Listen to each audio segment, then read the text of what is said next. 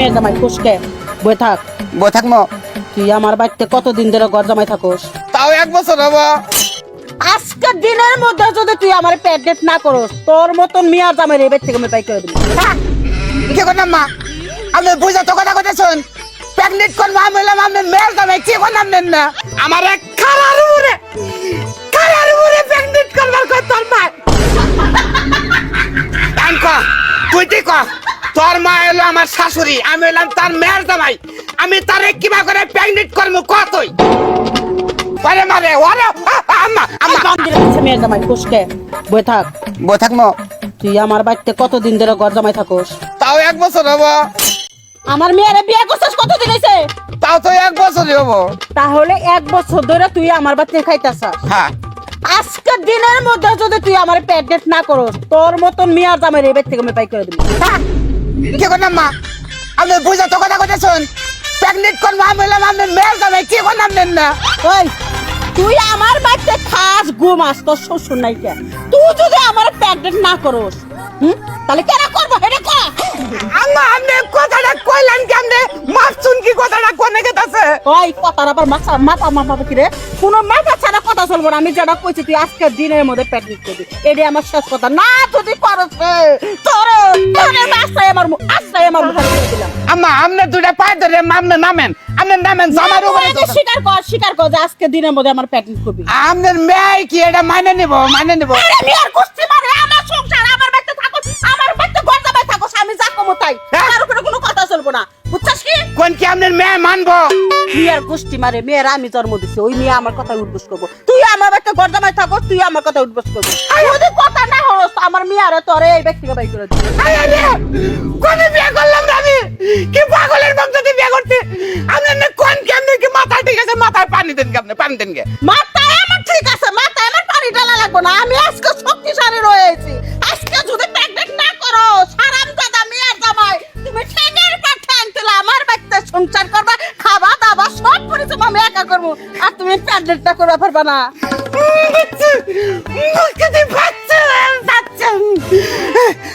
আম্মা আম্মা আপনি আমার একটু বুঝবার দেন, একটু বুঝি আমি একটু বুঝতে, তার বাদে আমি চিন্তা ভাবনা করি। আপনি যেন তো উত্তেজিত না। প্রতিদিনের ফুলা তোরা বোঝার টাইম দিম না, তুই খারার উপরে প্রেগনেন্ট করবি, তারপরে যাবি। কি বলেন আপনি? খাওয়ার উপরে কেন প্রেগনেন্ট করেন না? আম্মা আম্মা বাইরা ভাই ভাই খাচ্ছেন দি বাইরে আজকে বাইরে আমার মান সম্মান শেষ।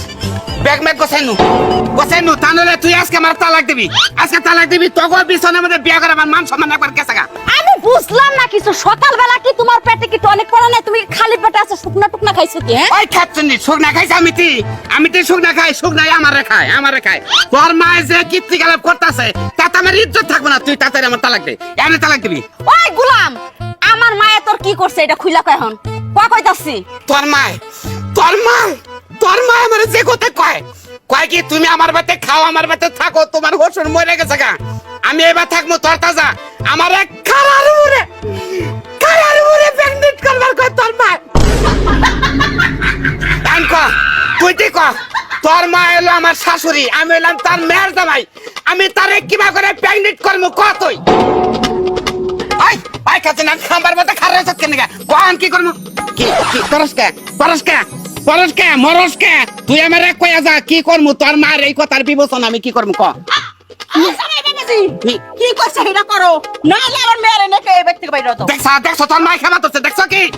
আমি মেয়ের জামাই, তুই কর তোর মারে কিসের মেয়ের জামাই? দুষ্টি মারি। হ্যাঁ ওই বেলা যার বাচ্চা এলা কি শুরু করছিস আমার জামাইয়ের লগে? হ্যাঁ আমার বাপ মরে গেছে 20 বছর হইলো, আর এর মধ্যে তোর মেয়ের জামাই না এটা? হ্যাঁ। ঠিক আছে না? তোমার মায়ের জামাই যদি তোমারে প্রেগন্যান্ট করে তাহলে আমার কি মান সম্মান থাকবে? আমার কি সংসার নাই? ওই হারামজাদি, তোর জামাই কেন আমার বাচ্চা দুজনে কুতু কইরা যে খাওয়া হইতো না, তো প্রেগনেন্ট আমি করবার করতে। কি কইলা? তোর মা পিকনিকে দেখতে আসে আবার, দেখছো? ও গোলাম কি তুই থাম, কি? আমি কইতাছি। মা, আমি আর তোমার জামাই এই বাড়িতে থাকি দেখে কি তোমার টাকা পয়সা দেয়া লাগবো? তাই তো চাইতেছি, তাছাড়া তোর কাছে কি চাবো ক? কি কয়? আরে বানর, মা কি কইছে বুঝো নাই? না হ্যাঁ না আমরা যে বাড়িতে থাকি খাই এটার একটা পেমেন্ট চাই, পেমেন্ট মানে টাকা। এইটারে মা তো আধা শিক্ষিত মানুষ, হ্যাঁ আধা শিক্ষিত, পুরোটা কইতে পারে না, এই জন্য কইছে প্রেগনেন্ট। ও পেমেন্ট চাইতা শুন, এখন আম্মা আম্মা এখন আমি বুঝছি আসলে আমি যদি আগে বুঝতাম তাহলে এতটুকু কার হইতাম না আমি কই যে কি পিকনিক করবার নিয়ে কয় তাহলে এটা কোন ধরনের কথা হলো হাসুর হইয়া দেখছেন কি হ্যাঁ অল্প শিক্ষায় রাস্তা পার হওয়ার না এক্সিডিং হয়